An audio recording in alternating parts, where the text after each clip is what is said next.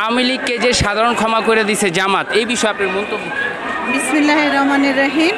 আসলে এখানে জামাতের একটা স্ট্যান্ড, এটা এক ধরনের ট্রিক্স। আসলে জামাত ক্ষমা করার কে, তাই না? জামাতের তো নিবন্ধন বাতিল করেছিল আওয়ামী লীগ, এখন ছাত্র জনতা তো আওয়ামী লীগেরই নিবন্ধন বাতিল চায়। সেখানে জামাত সাধারণ ক্ষমা করে কি করে? আর সাধারণ কে একজন ব্যক্তি যে ক্ষমা করে, সেটা তো রাষ্ট্রীয়ভাবে ক্ষমা করা হয় নাই, তাই না? এটা জাতীয়ভাবে ক্ষমা করার কোনো বিষয় না। তো উনি একক ব্যক্তি বলেছে, তাতে কোনো যায় আসে না।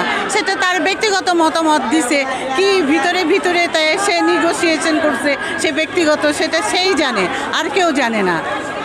এইটা জনতা ক্ষমা করবে না, বা আওয়ামী লীগ অন্যরা কি আওয়ামী লীগকে ক্ষমা করবে? এটা অবশ্যই ক্ষমা করার কথা না। যে 15-16 বছর ধরে নির্যাতন, যে হামলা, মামলা, হত্যা, গুম এগুলি চালিয়েছে 16 বছর ধরে পাক ভারত উপমহাদেশে, এই 16 বছর বা 2 দশক এত নির্যাতিত বিএনপির মতো দল, জাতীয়তাবাদী বিএনপির মতো দল, আর তারেক জিয়ার ফ্যামিলির মতো, খালেদা জিয়ার ফ্যামিলির মতো দল, পরিবার এত নির্যাতিত এই এশিয়া মহাদেশে কেউ ছিল না।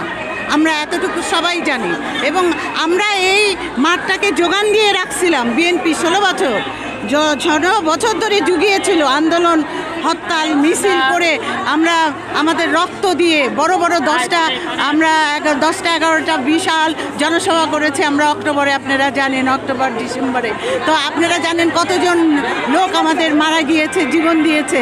তো আমরা যে এই যে মাঠটা জুগিয়ে রেখেছিলাম দিনের পর দিন, বছরের পর বছর, যুগের পর যুগ, সেইটার ফল ভোগ আজকে ছাত্র জনতা করছে ইনশাল্লাহ। বিএনপি কোনো অংশে কম যায় না তাদের চেয়ে।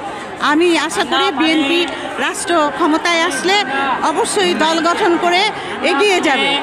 রাষ্ট্র ক্ষমতায় আসলে অবশ্যই বিএনপি অনেক ভালো করবে, এই দেশটাকে সমৃদ্ধির শিখরে নিয়ে যাবে ইনশাল্লাহ। এবং আমাদের ন্যায় নীতি অনেক বড় ব্যাপার। জিয়াউর রহমানের আদর্শ উনি মাত্র 3.5 বছরে যা করেছেন, বিএনপি আবার সুযোগ পেলে ক্ষমতায় আসলে 5 বছরে দেখিয়ে যাবে ইনশাল্লাহ যে কীভাবে দেশ চালাতে হয়। তারেক রহমান 27 দফা আমাদের